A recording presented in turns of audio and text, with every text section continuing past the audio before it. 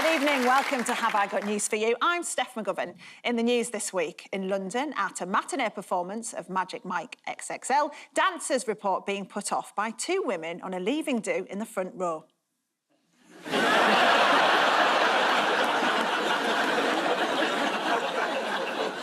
At a coffee morning in Yorkshire, a man reacts badly to the news they've run out of custard creams.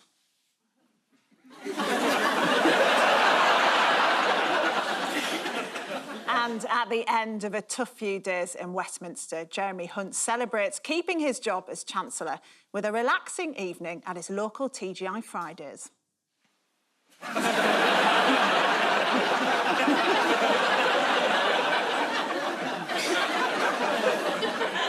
On Ian's team tonight is a mathematician who presented an episode of Horizon entitled 10 Things You Need to Know About the Future. Thanks, but I think at the moment we'll just try and get through one day at a time. Please welcome Professor Hannah Fry!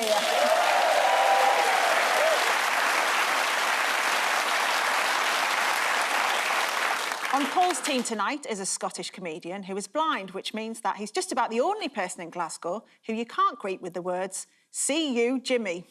Please welcome Jamie MacDonald!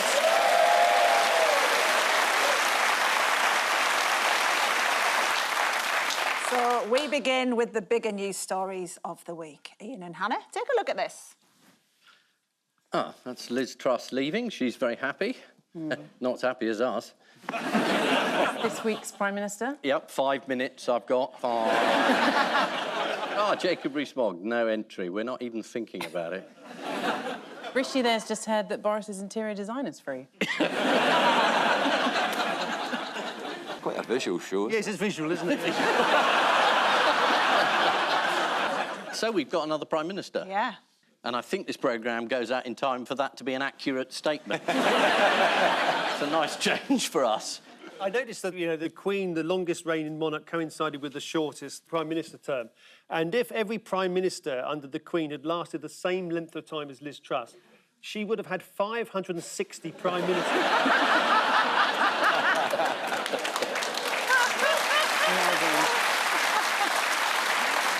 Which means in the end we'd all would have had a go.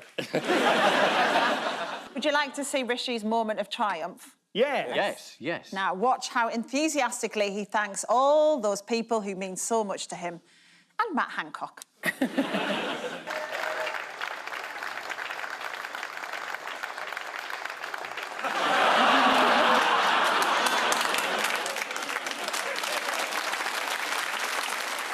What a snub. Yeah, I think Matt Hancock was expecting a grope at least. Get another PM that's been to Oxford. Him, Oxford, Liz Truss, Oxford, Yeah. Boris Johnson, Oxford, David Cameron, Oxford. What do you say? Well, I mean, what is it about Oxford that produces an endless list of bozos that come in front of us? You. Endless list of bozos. Did you hear how Keir Starmer greeted him?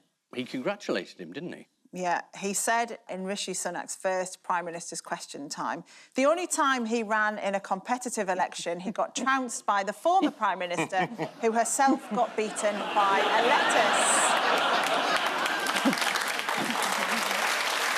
I do wonder if that lettuce is still going. I think they should do a winner stays on with Rishi. I mean, Truss must be off salads for life. How did Rishi Sunak try to distance himself from Liz Truss? By saying that there were lots of mistakes that had been made and he was going to fix them. Yeah, he said he was here to fix her well-intentioned mistakes. And one of the first He's things... just taking the... Sorry. And one of the first things he did was show some respect to Scotland. He rang Nicola Sturgeon and he said, "Hello, is that Nicola? You're not getting a referendum."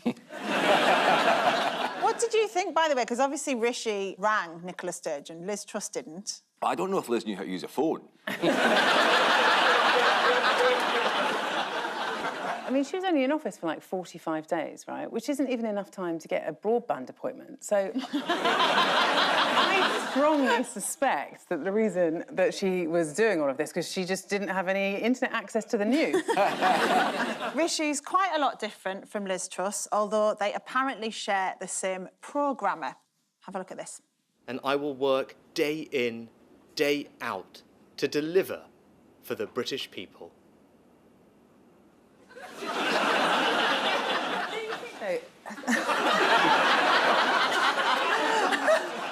What did Rishi Sunak enter Downing Street without? A mandate.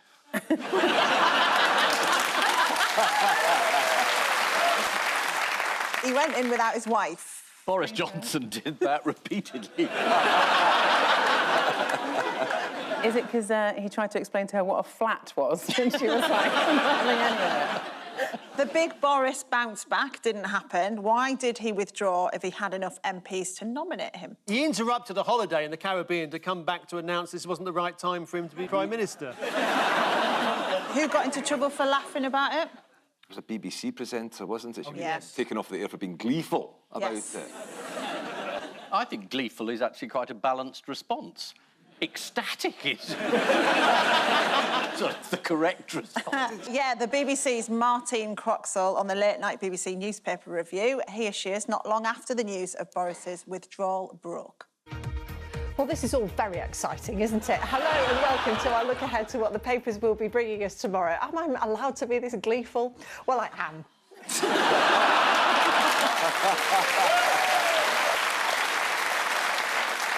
How did Boris's hard-working team take it?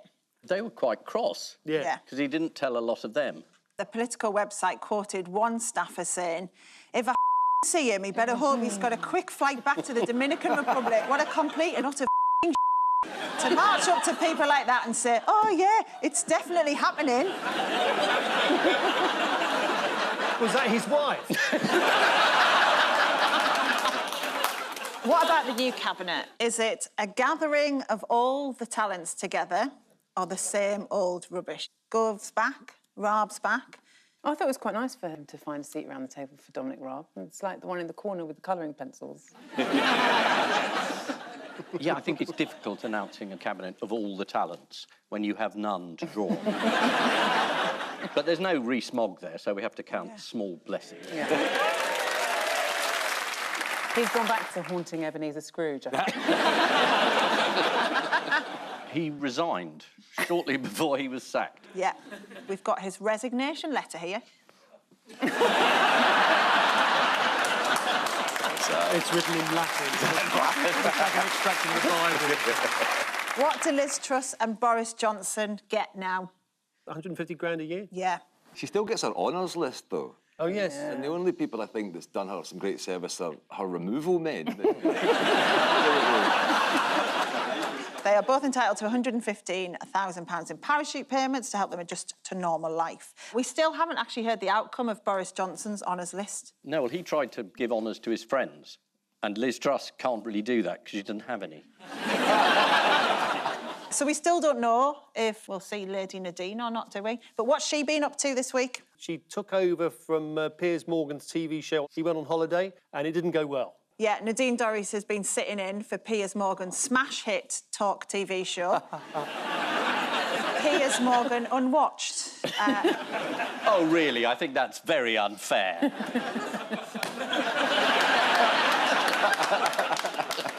Right, let's see how she did. Welcome to Piers Morgan Uncensored. Coming up on tonight's programme, for a change, a man who is going to clear up a woman's mess. That's Rishi Sunak as he enters number 10. As you were, Sunak's stability extends to the cabinet with the big beefsteak and all cages but Bradman back at home in the Home Office. Sorry, I've just completely messed up. At least she's a better presenter than she is a politician. Right,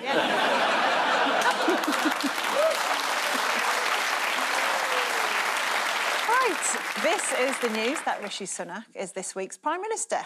Here's Rishi outside the door of number 10. Not only is he the first British Asian Prime Minister, he's the first that can go in through the cat flap.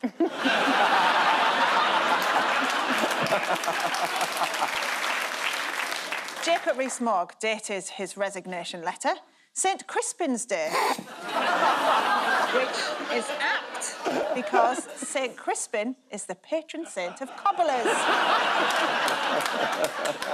Paul and Jamie, what's going on here?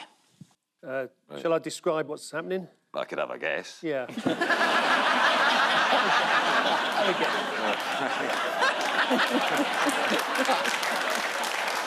I don't know. It's either Vladimir Putin or China. That's the Yeah, one. it's Is it both? But I'll give you a clue. It's about the Ford Fiesta not being produced anymore.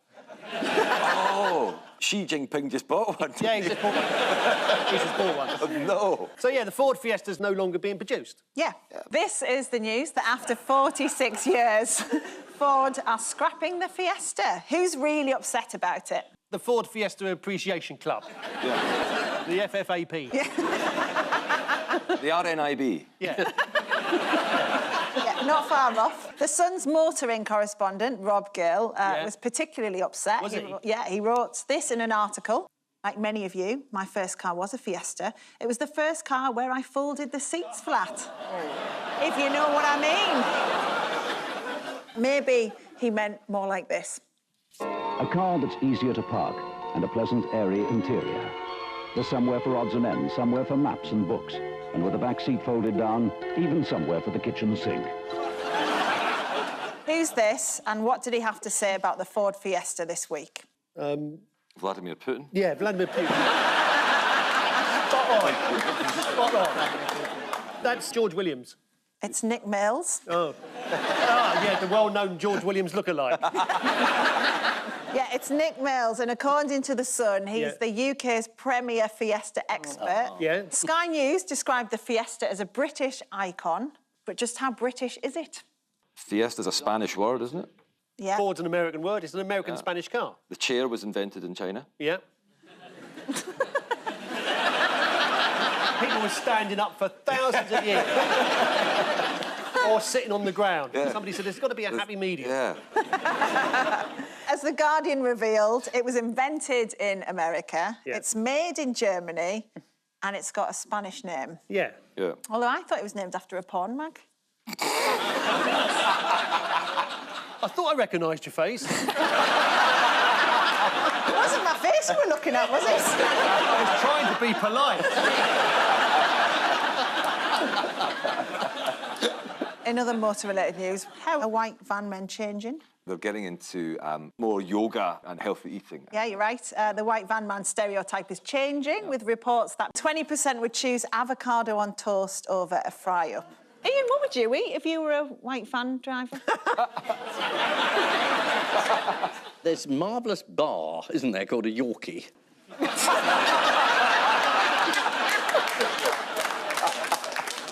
Have you ever had a fry-up? Oh, yes. No. This is the news that after 46 years, Ford have scrapped the Fiesta. Ford Fiesta is officially the country's favourite car, apart from the Uber that took Liz Truss away from Downing Street. Right, we move on now to round two, the picture spin quiz. Fingers on buzzers, team. Sorry, Jamie. Vladimir Putin again? Yeah. Here's the first one. Prince Harry is releasing his memoir. Yeah. And it's called Spare. Yeah. And I think it's because he really loves bowling. Yeah. Yeah, this is the news that Prince Harry has got someone to write a book for him. This, I think, makes him the only person now to have authored more books than he's read. Oh, that's a bit harsh. It was. I take it back, I'm sorry. What's he going to include in the book? Well, apparently it's a really upbeat version of his life so far. It's celebrating the role of the monarchy, his happy marriage. It's a real feel-good book. Yeah, at the press launch for the book, Harry said, "I'm not writing this as the prince I was born, but the man I have become. I've worn many hats over the years, including this one." Hopefully he includes as well the story about how he nearly drowned when he was wallowing in his own self-pity.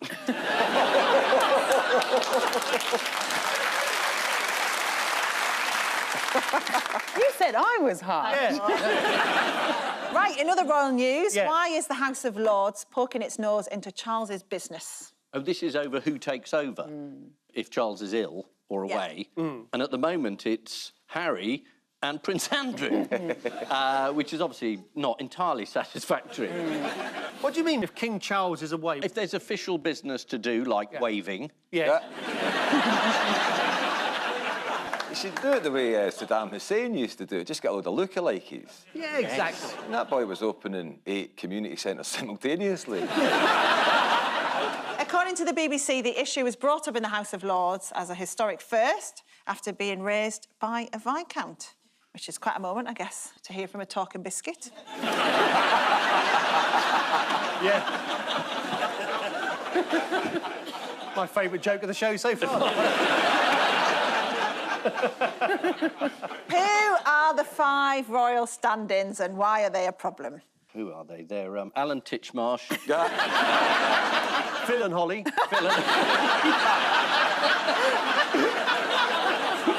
They queued up to get that job.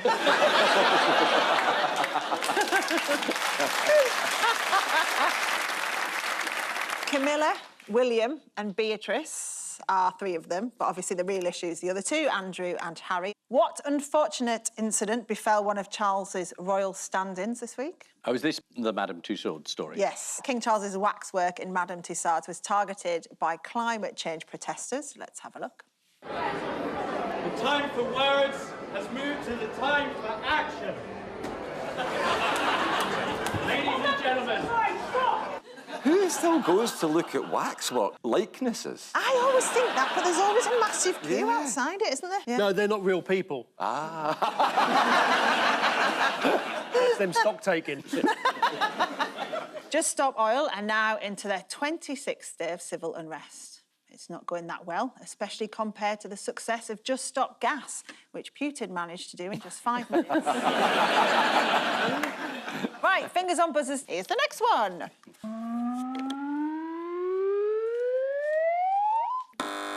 Joe Biden has announced that he's going to run again for president, although he can barely walk, but he's going to run again, which will make him quite old, but, you know, the alternative might be rather grimmer than that. How has Biden been trying to downplay doubts about his age? Joined a basketball team. Yeah, as a mascot. Is he he's been doing press-ups? Yeah, he's been doing, the Washington Post noted that the US president was trying to show he's still with it by engaging in public displays of outdoor activities. Yeah. Mentally, though, he's still sharp as a tack. Let me start off with 2 words. Made in America.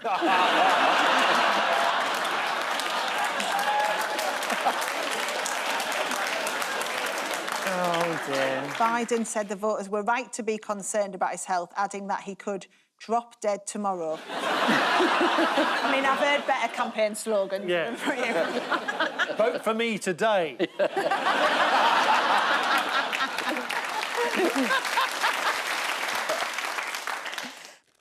I'm distracted by the sound of paper burning. It's either that or crisps. Oh, you think it's crisps? No. Oh, yeah, I can hear that rustling as well. Someone's got a bag of Maltesers in their pocket. Finally, an audio round.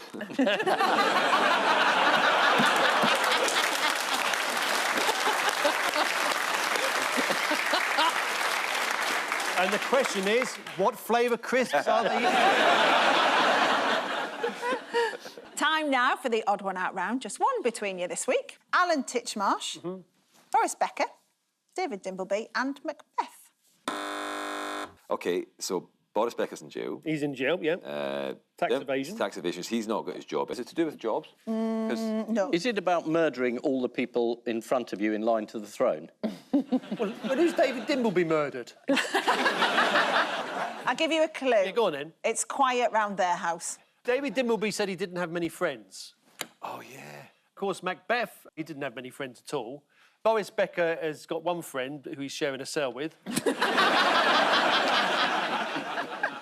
And Alan Titchmarsh has got no friends at all, apart from a plant called Bert. Isn't Alan Titchmarsh friends with Charles? Yeah. The odd one out is undoubtedly Alan Titchmarsh. No. Sorry, I meant David Dimbleby. It's Boris Becker. It is Boris So they've all lost friends except Boris Becker, who's making friends in prison. Is that what they call it these days? Is He started doing yoga, hasn't he? Yeah. that what they're calling it these days? Yeah. The former world #1 has been instructing other prisoners in yoga. Well, you know, he's looking at a long stretch, isn't he? What else can Boris teach his fellow inmates? tax returns, how to have sex in a cupboard. According to The Times, Boris is also sharing his knowledge on crisis management. What other surprising feature does Boris Becker's prison have? Got a nice restaurant. How do you know? Been in a few times. Along with a fitness centre, it also has a climbing wall. Or as most inmates call it, the perimeter fence. So what does David Dimbleby give as his reason for hardly having any friends? He's not very good at small talk, I think he said. Yeah, he told Yeah. The Times, I'm not very good at chat. If he meets someone, he says, yes, you, the man in the jumper. Yeah, it's because he told The Times, I'm not very good at chat, although according to his wife, it's because he's a sociopath.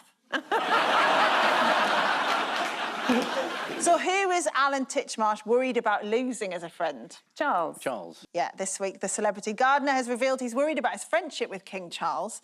Alan told The Times, I have no assumptions our friendship will continue. He's king now.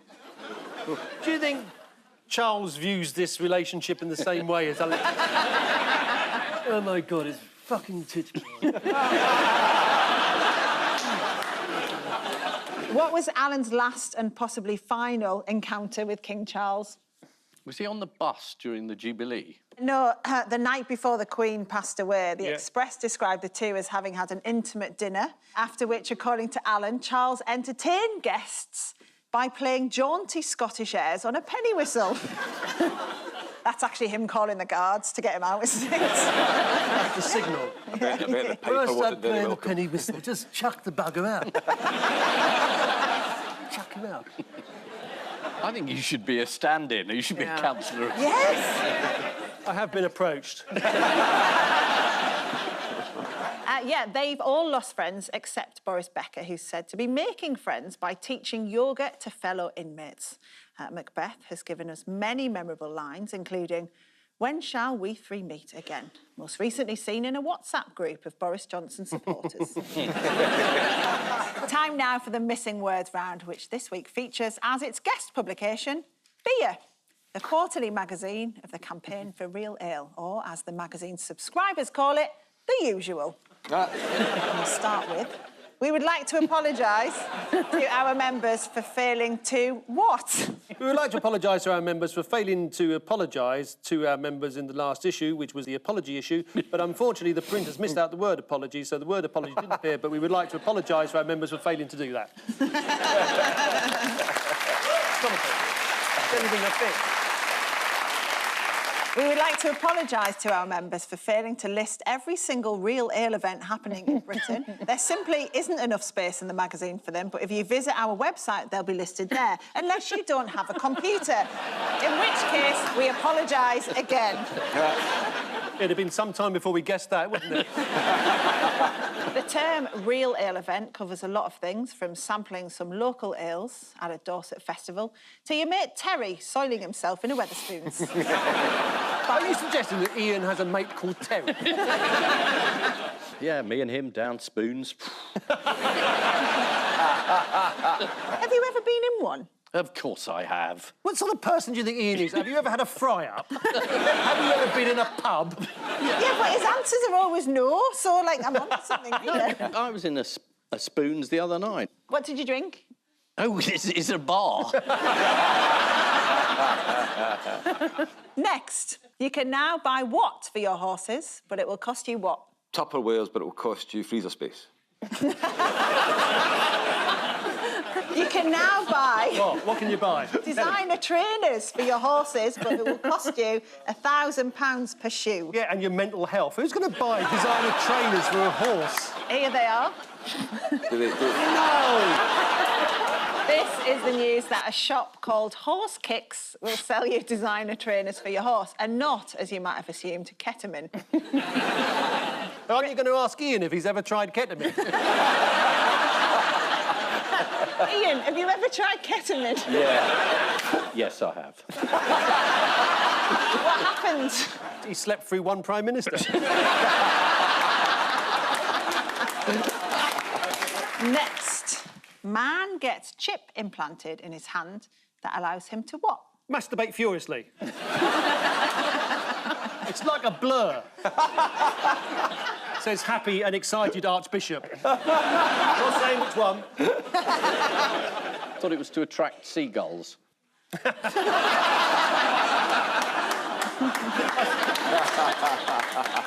Man gets chip implanted in his hands that allows him to pay for his shopping. Oh. I still think that masturbating furiously should have got a bigger laugh. Very disappointed. I expected to get a hand anyway. Yeah, I've got a groan. It's getting worse. I better leave it alone. Is that what your mum said to you? She said, leave it alone, otherwise you'll go... No, it doesn't matter. Yeah. Turns out not an old wives' tale, yeah? And finally, Britain's dullest man sells calendars featuring what? Chipped hand man masturbating furiously. Is it just really normal-looking firemen with their clothes on? Britain's dullest man sells calendars featuring his favourite car parks. Oh, that's nice. Yeah, this is a car park representing the month of March. There we are. Now, I would show you April, but unfortunately the photo was taken at the peak of the dogging season. Here's another question for Ian.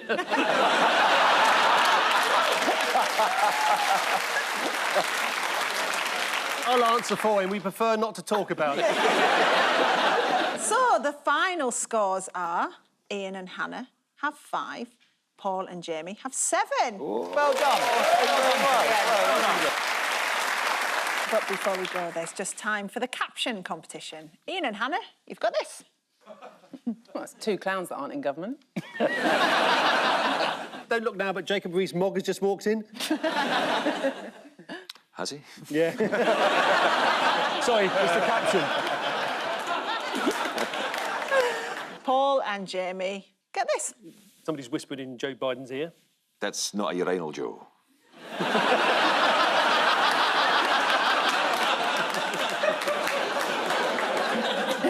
Apparently there's something you can have implanted in your hand. On which note we say thank you to our panellists, Ian Hislop and Hannah Fry, Paul Merton and Jamie MacDonald. And I leave you with news that in the Downing Street garden, Rishi Sunak begins to regret giving Therese Coffey the role of Environment Secretary.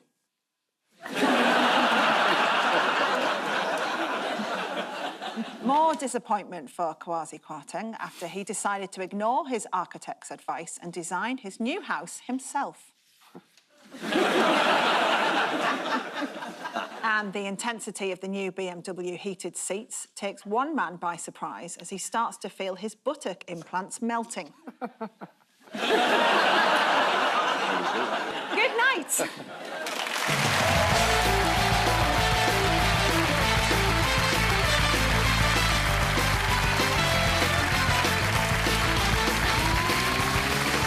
Dissecting the week's news with comedians and his audience, Frankie Boyle's New World Order. Press red now, enjoy. Starring Daisy May Cooper. A bit of toxic behaviour on your Friday night. Am I being unreasonable? It's next.